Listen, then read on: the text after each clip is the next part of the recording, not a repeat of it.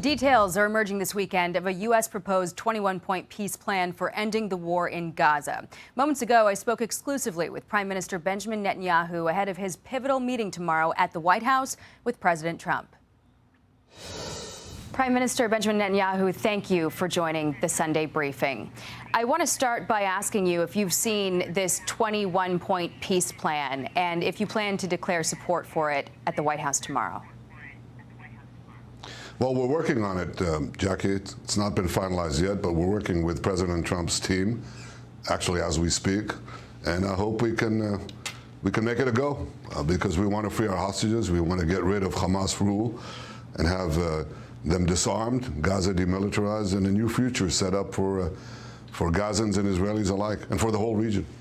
According to some reports, if Israel and Hamas agree to this plan, the war would immediately end.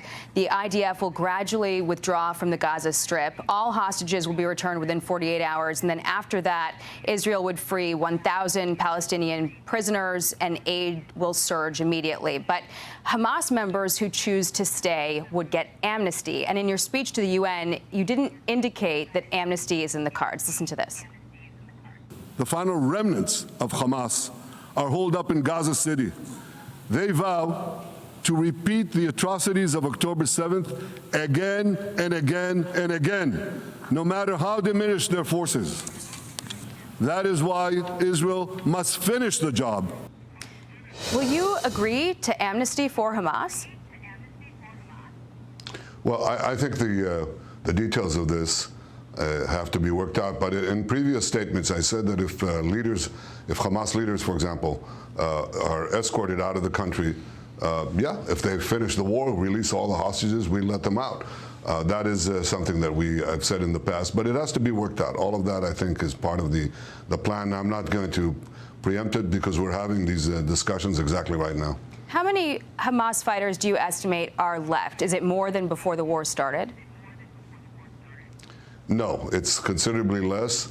But as we decimated them, what they did was they stole the food that we were giving to Gazan civilians, hiked up the prices, and then used it to fund the recruiting of replacements. And the replacements could be 14, 15-year-olds. That's what they're doing. I mean, they're actually blackmailing Palestinian families to give them their kids in order to fill the ranks that have been decimated by us. But no, it's not the same number at all. And by the way, you have Gazans now fighting Hamas and say, we've had enough of this. We have to have something else. And they're fighting Hamas. They're killing Hamas. Some of them are dying in the process because they've had enough. And I fully understand them. Some of the reported plan also touches your red lines. In the beginning, a temporary group of Palestinian technocrats supervised by the U.S. would administer Gaza's services and fund its redevelopment until the Palestinian Authority has completed its reform program. But just days ago, you indicated you would not accept any future role for the Palestinian Authority. I want to play what you said at the UN. I hear from the Western leaders. They tell me, the PA promised us it will reform. Yeah, right. Giving the Palestinians a state 1 mile from Jerusalem after October 7th is like giving Al-Qaeda a state 1 mile from New York City after September 11th. This is sheer madness. It's insane, and we won't do it. Is that still a red line for you?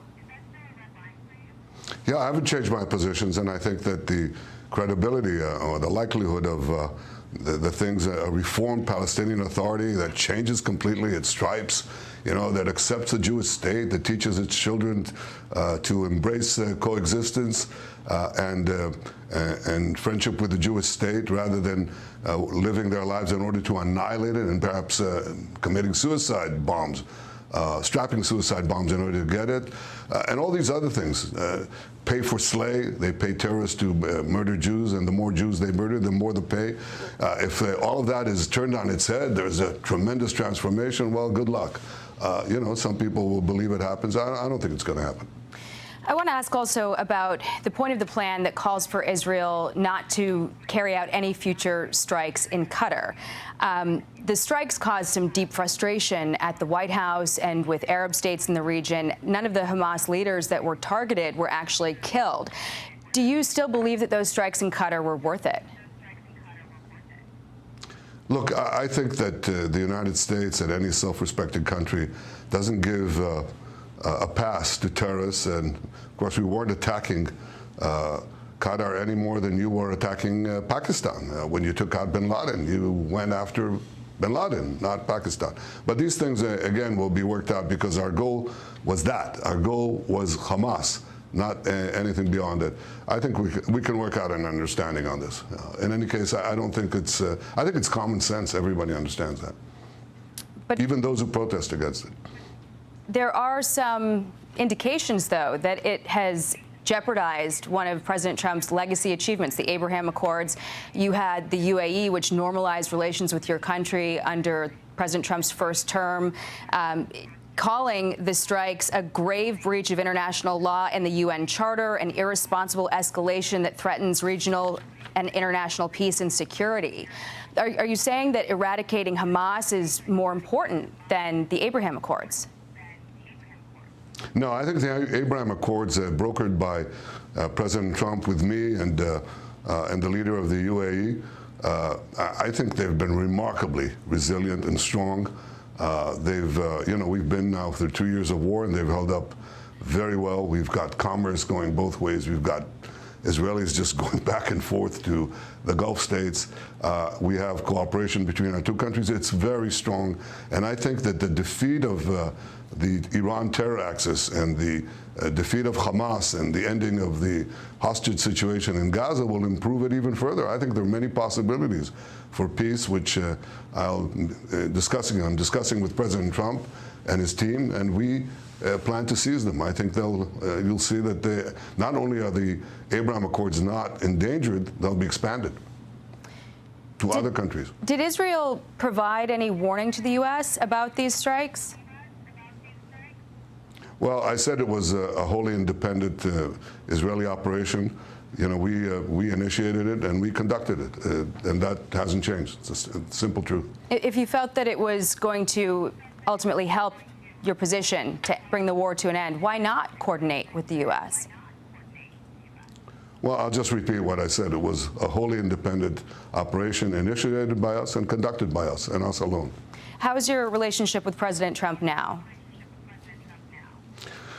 It's actually unparalleled in the history of our two nations. It doesn't mean we agree on everything, but we agree on the substantive things and the main things. President Trump has been an incredible ally of Israel, incredible friend. We've had no one like him. What he did in his first term in recognizing Jerusalem as our capital, moving the American embassy there, recognizing our sovereignty over the Golan Heights, getting out of the disastrous Iran deal, and then, of course, now joining us in the effort to prevent Iran from getting nuclear weapons by taking out some of these nuclear sites with us. I think it's great. I read somewhere this ridiculous, this ridiculous lie. President Trump does what he does because he decides what's in America's best interest. And I've said this often, I don't decide a thing for President Trump. He is the most independent leader, an amazing leader that I've seen in all my years, and I think many people in the world see that. So the idea that in any ways that I boast, that I control him, that's ridiculous. It's a lie. And not only did I not say it, I don't think it.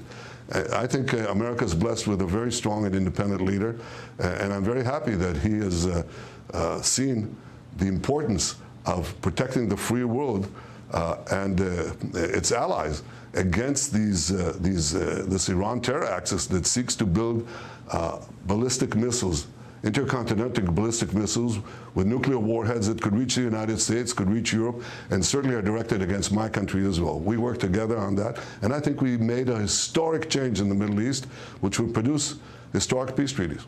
I want to ask about the Iran missiles and their nuclear program as well. But going back just a moment to what you said, President Trump called on Israel to not strike Qatar again. This point 18 of the plan calls for Israel to pledge not to strike Qatar again. Is that something that you will pledge today not to do? Because your ambassador to the U.S. said after the strikes, if we didn't get the Hamas leaders this time, we'll get them next time. That indicated you might want to do it again. Jackie, I'm going to talk about that with President Trump. I'd rather have that done there rather than done here. And, you know, Fox News is very important, but leave that. Sometimes diplomacy should precede public expressions. Okay. Going back to your UN speech about Iran, you said this. We must not allow Iran to rebuild its military nuclear capacities. Iran's stockpiles of enriched uranium, these stockpiles must be eliminated.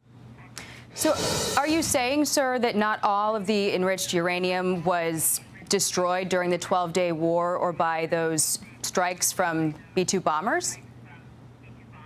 Sure. No, we knew that in advance. In fact, our whole plan before and after the United States decided to join us took into account that we wouldn't get these 450 kilograms of enriched uranium. We knew that. What we were targeting is the capacity to make more of those, of that enriched uranium, and also the attempt to weaponize it.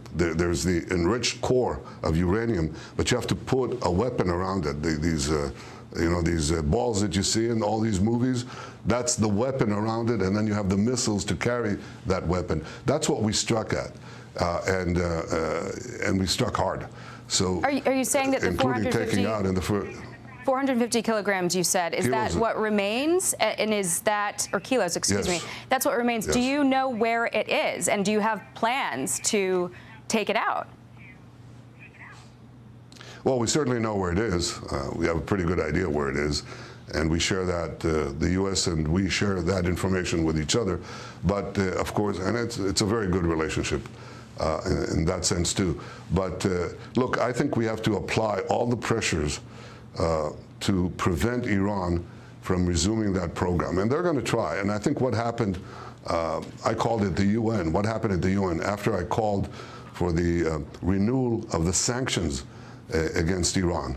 It's called the snapback sanctions. They were actually snapped back in the last 24 hours. And that actually is a good thing that happened. Not many good things happen in the UN. And as far as Israel is concerned, every day brings more and more vilifications, lies, and bad things. But this was a good thing, and I'm glad we have it. So yeah, we have to keep up the diplomatic and economic pressure on Iran to make it making it clear that we will not tolerate a resumption of their efforts to build nuclear bombs to destroy my country and yours.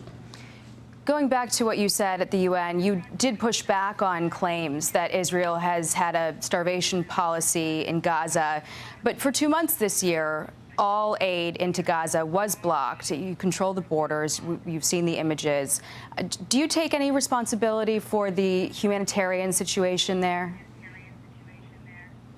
I think it's all should be laid at the feet of Hamas. Why did we have the problem of feeding the Gazans? Because, as I said, the Hamas looted at gunpoint, killed the drivers, took over these trucks, and took the food for itself, took the main chunk for itself, and left the crumbs at exorbitant prices for the Palestinian people.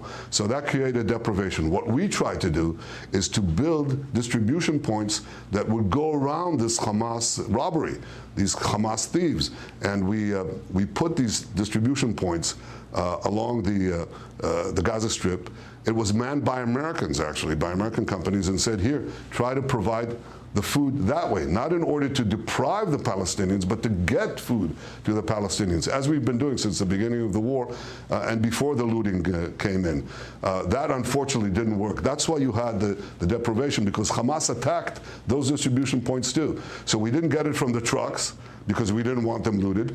We wanted to get it through the distribution points, American manned distribution points. They shot there too. I mean, so they created this whole deprivation, and of course laid it at Israel's doorstep, and the international media bought it hook, line, and sinker. I mean, it's just ridiculous. The whole thing is absurd. Couple final questions. We pushed, Jackie, just a point, we pushed 2 million tons of aid into Gaza from the beginning of the war. That's 1 ton of aid per person, man, woman, child, per day. And that is amazing. That's actually 3,000 calories per person per day. And that's less, it's not starvation, it's the opposite of starvation. So the simple answer is there was never a starvation policy, and there never will be a starvation policy. No starvation policy, but you're not denying that there is starvation in Gaza, correct? No, I am saying actually there was no starvation, there was deprivation. Okay. That's true. Look, you know the first thing we do when we take prisoners, because you know we're in a battle, we take prisoners. Thousands of them, Palestinian prisoners. We want to sift out, you know, who's the terrorist, who's not. And what's the first thing you do when you take a Palestinian prisoner? They might be wearing a suicide vest, and they could explode you, right? So what you do is you ask them, take your shirt off. Now we've got thousands and thousands of photographs throughout the war, including in the recent times, okay? You won't see a single emaciated person there. A single emaciated person there. What is your estimate, but of course, of the death toll between combatants and civilians? Because I understand that we have numbers from the Hamas-run Ministry of Health, but what is Israel's estimate? Our estimate at most is it's considerably less than 2 to 1, which is actually almost a historic low in urban warfare. And sir, that's about it. It's been bigger. It's been bigger in Fallujah and Afghanistan and elsewhere, much bigger. So we're taking a lot of care not to hurt civilians. Thank you, sir. And finally, because we're almost out of time, do you still believe that 20 hostages are still alive? Yes, I do. I do. And we're committed to get them out. Every last one of them, including the deceased hostages. I think it's outrageous that they're holding these people. They've held grandmothers and their grandchildren hostage. Who does that? I mean, these are monsters, and they have to. Every nation now in the world has to say one thing to Hamas. You know, release the hostages, all of them, and lay down your arms. And if you do that, the war can come to an end immediately, right now. Prime Minister Benjamin Netanyahu, we are grateful for your time and look forward to covering your pivotal meeting with President Trump tomorrow. Thank you so much for joining us here on the Sunday Briefing. We hope to have you again. Thank you, Jackie. I'm Steve Doocy. I'm Brian Kilmeade. And I'm Ainsley Earhart. And click here to subscribe to the Fox News YouTube page to catch our hottest interviews and most compelling analysis.